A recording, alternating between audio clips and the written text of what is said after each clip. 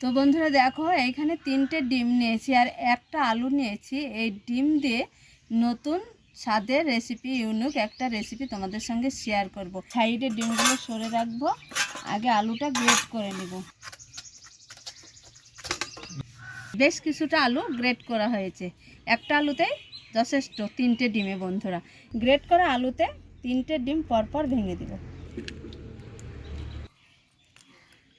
একটু লবণ, হলুদ গুঁড়ো, লঙ্কার গুঁড়ো মিশিয়ে মিশিয়ে নিচ্ছি আর তোমাদের সঙ্গে কথা বলছি। তো বন্ধুরা দেখো, থালায় নিয়েছিলাম, একটা বাটিতে ঢেলে নিয়েছি সুবিধার জন্য।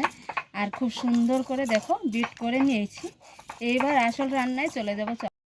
এবার বিট করা ডিমটা গরম তেলে দিয়ে দিব, সবটাই দিয়ে দেবো একসঙ্গে।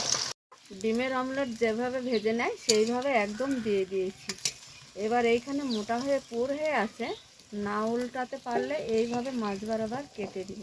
খুন্তি দিয়ে খুব সুন্দর করে কেটে নিয়েছি, এইভাবে তোমরা কেটে নিবে এবং নামিয়েও কেটে নিলে হবে। বন্ধুরা, এবার ভাজা হয়েছে, তুলে নেব একটা থালাতে। আবারও রান্না সরিষার তেল দিয়েছি আর এইখানে জিরে ফোড়ন দিয়ে দিব তেলে। বেশ কিছুটা কাঁচা মরিচ দিয়ে দিব, হাফ বাটি কুচানো পেঁয়াজ। বেশ কিছুটা সময় নিয়ে হালকা করে ভেজে নিয়েছি, যাতে কাঁচা গন্ধটা না থাকে, সেই পর্যন্ত ভেজে নিতে হবে। এই ভাজা অবস্থায় দিয়ে দিব 1 বাটি জল, আদা রসুন বাটা, জিরে মশলা একসঙ্গে বেটে নিয়েছি, বাটা মশলাটা দিয়ে দিব, একটু সম্বারা বাটা, বেশ কিছুটা হলুদ, সামান্য একটু লঙ্কা গুঁড়ো। তো বন্ধুরা দেখো, বেশ কিছুটা সময় নিয়ে মশলাটা কষিয়ে নেব। ভালো করে একটু কষানো হবে জল দিয়ে, খুব সুগন্ধ হয়, স্বাদ হয় তরকারিটায়। আগে যেহেতু ডিমে লবণ আছে, তার জন্য একটু লবণ এখানে কম দিয়েছি।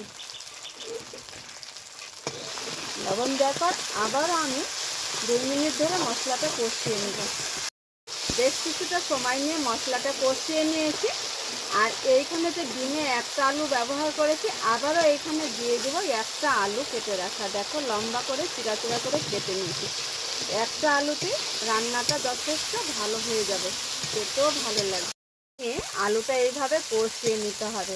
বন্ধুরা, ভিডিওটা তোমরা পুরো দেখবে, স্কিপ না করে। আমি কি মশলা আর কোন পর্যায়ে আমি কিভাবে কষে রান্না করছি, ভিডিওটা স্কিপ করলে তোমাদের বুঝতে অসুবিধা হবে, টেস্ট ও ব্যালেন্স স্বাদটা তোমরা পাবে না।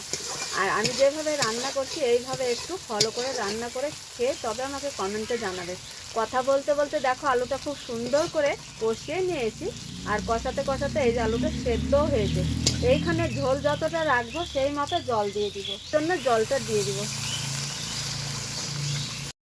এবার একটু ঢাকা দিয়ে রান্না করে নিব 2 মিনিটের জন্য। এবার যে দেখো, ডিমের অমলেট করে স্লাইস করে কেটে নিয়েছি, এবার দিয়ে দিব। করলেও খেতে ভালো লাগে, ভাত রুটি সব কিছুর সঙ্গে। বলছি খুব স্বাদ হয় এই শেষে রান্না, শেষে একটু ভাজা গুঁড়ো দিলে খুব স্বাদ হয়, খেতে খুবই ভালো লাগবে। তো দেখো, মিশিয়ে নিব এবার আবারও খুব ভালোভাবে। এই যে দেখো, একদম ঝোলটা গায়ে লাগা লাগা হয়েছে, টেনেছে। কম নয় বন্ধুরা, এই ডিম আলু বাচ্চাদের একদম মন কেড়ে নেওয়া রেসিপি। বন্ধুরা, বাচ্চারা তো খুব পছন্দ করে ডিম আলু রেসিপি।